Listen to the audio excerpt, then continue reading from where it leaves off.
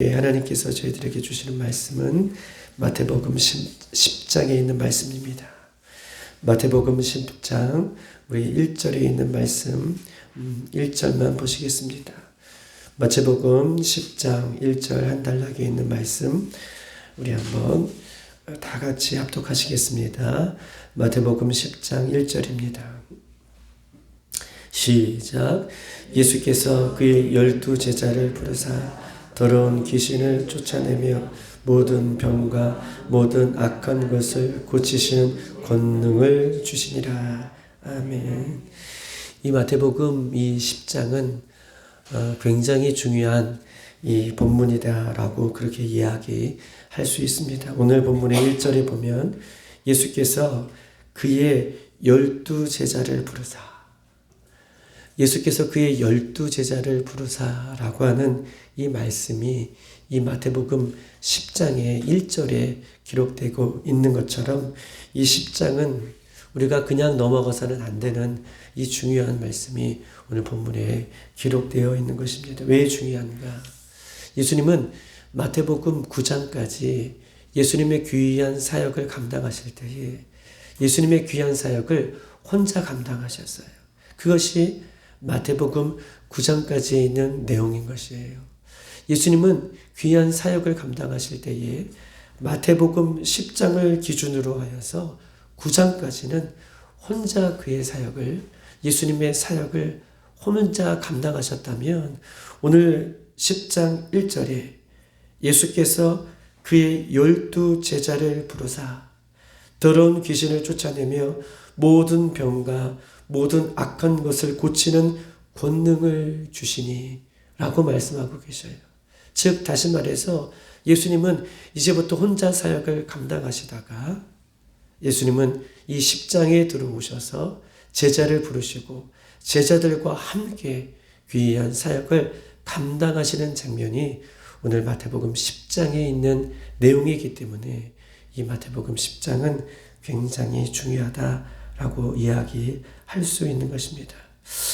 1절에 보면 예수께서 그의 12제자를 부르사 예수님께서는 12제자를 특별하게 부르고 계십니다. 이렇게 12제자를 부르시는 이유가 있는데 그 이유는 예수님이 이제 떠날 준비를 하시고 계시는 거예요. 마태복음 9장까지는 혼자 귀한 사역을 감당하시다가 12제자를 부르사 12제자를 부르고 계신다. 왜 12제자를 이 10장부터 부르고 계시는 이유가 있는데 이제 예수님이 십자가를 지시기 위하여 떠날 준비를 하고 계시는 장면이 오늘 10장부터 구체적으로 나와 있기 때문에 예수님은 12제자를 오늘 부르고 계시는 장면을 우리가 보고 있는 것입니다. 예수님께서 십자가를 지시기 위해 고난의 길을 떠나시기 위해 사랑하는 12제자를 부르시고 12제자를 훈련시키시고 12제자를 키우시는 장면이 오늘 10장부터 나와 있는 것입니다. 마치 임종을 앞두고 있는 우리 부모님들이 사랑하는 자녀들을 모아놓고 한 가지라도 더 이야기하고 싶어서 한 가지라도 더 알려주고 싶어서 또 한 가지라도 더 그의 부모의 마음을 알게 하려고 그렇게 사랑하는 주의 자녀들을 모으는 이 부모의 마음처럼 예수님은 이제 곧 떠날 준비를 하시기 위해 사랑하는 12제자를 특별하게 부르시고 그들에게 양육하시고 그들을 가르치시고 그들에게 말씀하시는 장면이 오늘 10장의 장면인 것입니다. 예수님의 사역 중에 가장 귀한 사역이 있다면 예수님의 사역 중에 가장 귀한 사역은 십자가를 지시는 사역이 예수님의 사역 중에 가장 귀한 사역입니다. 십자가를 지시는 사역이 예수님의 가장 귀한 사역이 된다면 이 십자가를 지시는 사역 못지않게 가장 예수님께서 아주 귀하게 여기시는 사역이 있는데 그것은 예수님의 12제자를 부르고 제자 삼는 사역인 것을 오늘 본문을 통해서 우리에게 이야기하고 싶은 것이에요. 예수님의 귀한 사역은 십자가를 지시는 사역이 가장 귀한 사역이라고 말씀하실 수 있는데, 이 귀한 십자가를 지시는 이 귀한 사역보다 더 귀한 사역으로 예수님께서 생각하고 있는 것은 12제자를 부르시는 이 제자 삼는 사역이 예수님 사역 중에서 가장 귀한 사역으로 지금 말씀하고 있는 것이에요. 그래서 12제자를 부르고 계시는 장면이 오늘 본문의 장면인 것입니다.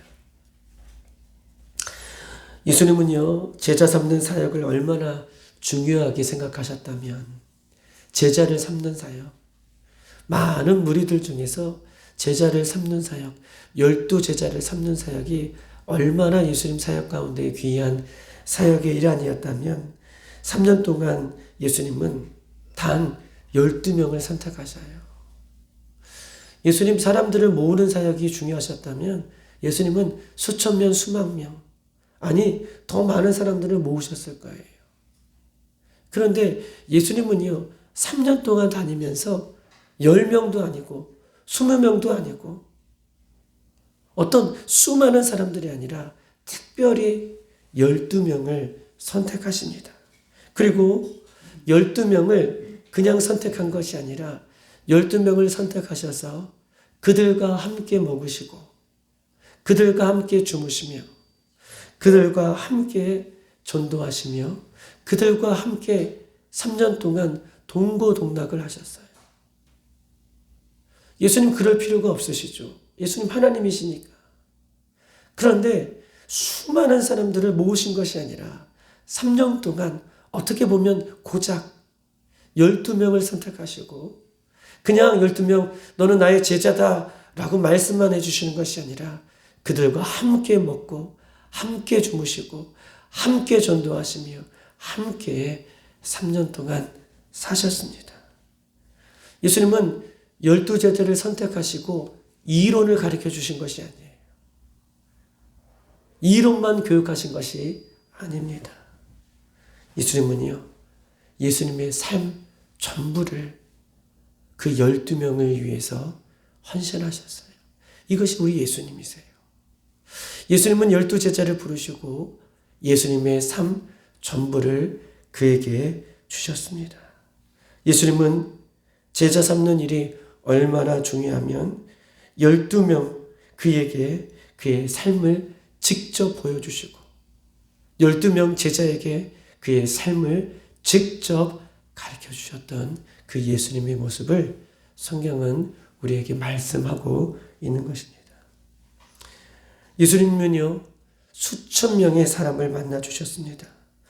때로는요, 예수님은요, 높은 계급의 사람들도 만나 주셨어요. 그들을 1대1로 예수님께서 만나 주시기도 하셨어요. 니고데모든 산헤드린 공회의원들, 이들은 수많은 사람을 때때로 1대1로 만나 주시고 수천 명의 사람들 보는 앞에서 많은 기적과 이적을 행하신 분이 예수님이십니다. 그런데 예수님의 관심은 수천 명에 있지 않으세요. 예수님의 관심은 수만 명에 있지 않으세요. 예수님의 관심은 단 12명이 항상 관심을 두고 그들과 먹고 그들과 마시며 그들과 함께 하셨던 예수님의 마음이 오늘 예수님의 그 마음이 12명을 부르시는 마음으로 지금 우리들에게 말씀하고 있는 것입니다. 예수님은 12명의 제자들을 위해 예수님의 생애 전체를 다 부어주셨습니다. 십자가 위에 돌아가시고 난 이후에도 또한 부활하신 그 이후에도 예수님은 그의 12명의 제자들을 예수님의 선택한 제자들을 만나주시고 예수님은 부활하신 이후에도 제자들을 잊지 아니하시고 제자들을 만나주시는 그 예수님의 마음이 오늘 예수님의 그 전생애를 들여 전부를 들여 부르시는 예수님의 마음이 녹아져 있는 거예요. 여러분 보십시다. 예수님은 살아계실 때에도 예수님 전생애를 예수님의 제자들에게 쏟으셨고 예수님은 부르신 그 제자들을 부활하신 이후에도 그들을 찾아가 주시고 만나 주셨다면 예수님의 삶 전체가 12명을 향한 삶이었다라고 이렇게 말해도 과언이 아니할 정도로 예수님은 12명을 위해 헌신하셨습니다. 그리고 그런 언약을 차별하셨던 예수님 제자들에게 뭐라고 말씀하고 계시냐면, 부활하신 예수님은 그 12명의 제자들을 향해서 전체의 삶을 드렸고, 결국 예수님 하늘로 올라가시면서 제자들에게 뭐라고 말씀하시냐면, 너희는 가서 모든 민족으로 제자를 삼아 아버지의 아들과 성령의 이름으로 세례를 베풀고 내가 너희에게 분부한 모든 것을 가르쳐 지키게 하라. 볼지어다 내가 세상 끝날까지 너희와 항상 함께 있으리라 라고 마태복음 28장에는 예수님의 제자들에게 마지막 사명의 그런 모습을 어떻게 해요? 전달해 주시는, 사명으로 그들에게 함께 하시는 장면이 이 마태복음 28장에 있어요. 예수님은 살아계실 때에도, 예수님 하늘로 올라가신 그 순간까지도 예수님의 제자들에게 끝까지 함께 하시는 그런 장면이 오늘 예수님의 마음인 것임을 우리들에게 이야기하고 있습니다. 사도행전 1장 8절, 오직 성령이 너희에게 임하시면 너희가 권능을 받고 예루살렘과 온 유대와 사마리아와 땅끝까지 이르러 내 증인이 되리라. 예수님은 예수님의 제자들을 보는 앞에서 하늘로 올라가시면서 내 증인이 되어라 라고 끝까지 예수님의 12제자, 예수님의 제자들을 놓지 아니하시는 그런 마음이 오늘 본문에 우리 속에 담겨져 있는 것입니다. 제자들을 향한 예수님의 마음, 그리고 그 예수님의 제자들을 부르시고 있는 장면은 그냥 이 짧은 1장에 예수님이 12제자를 부르사, 이것은 쉬운 마음이 아니라는 거예요. 예수님 특별히 12제자를 향한 이 예수님의 마음이 이 짧은 문장 속에 다 녹아져 있는 것입니다. 예수님은요, 자신의 인생을 마지막까지 제자들에게 나누어 주셨어요. 제자들에게 나누어 주셨다. 그렇다면 참된 제자의 삶은 어떤 삶입니까? 예수님은요, 끝까지 예수님의 삶을 나누는 삶을 사셨어요. 그렇다면 우리가 예수 그리스도를 믿고 있는 우리의 삶은 어때야 되느냐? 예수 믿는 참된 제자의 삶은 어떤 삶을 살아가야 되느냐? 예수님처럼 삶은 나누는 삶을 살아가는 것, 예수님처럼 삶을 나누는 삶을 살아가는 것, 이것이 우리가 이 땅에서 살아가야 할 우리의 삶이다 라고 예수님 말씀하고 계시는 거예요.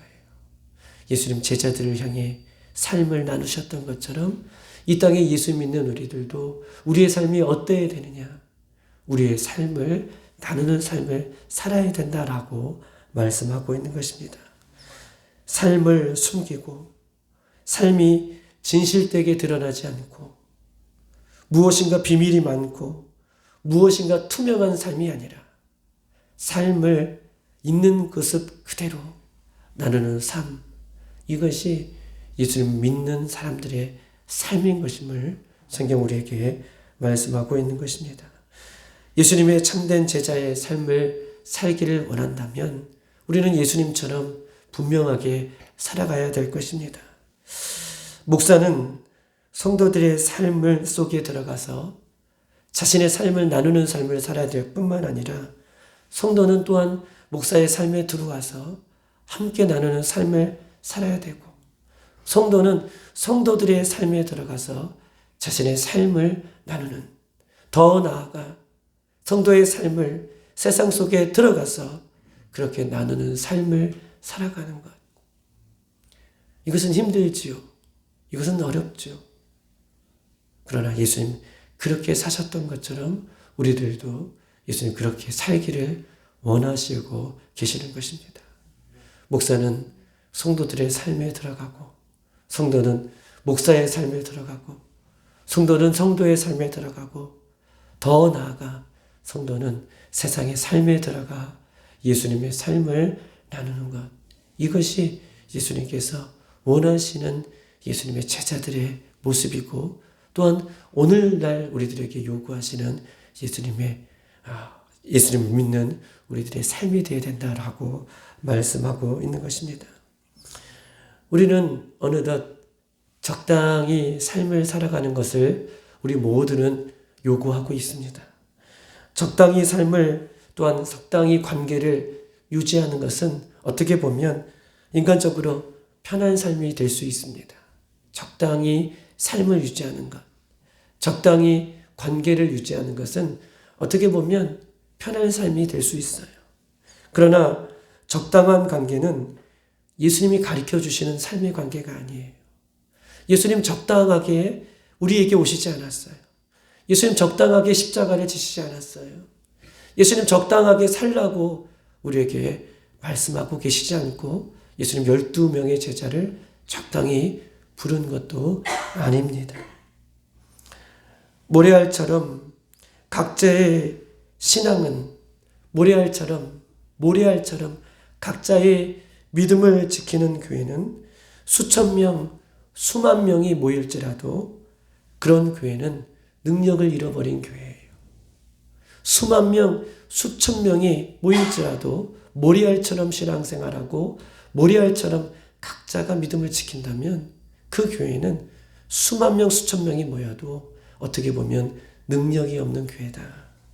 그러나 작은 모임이지만 모래알이 아니라 서로가 서로를 연결해주는 십자가로 하나가 된다면 그 교회는 작은 교회이지만 예수님의 능력이 임하는, 예수님의 권능이 임하는, 예수님의 생명이 임하는, 말씀이 임하는 교회가 될 줄 믿습니다.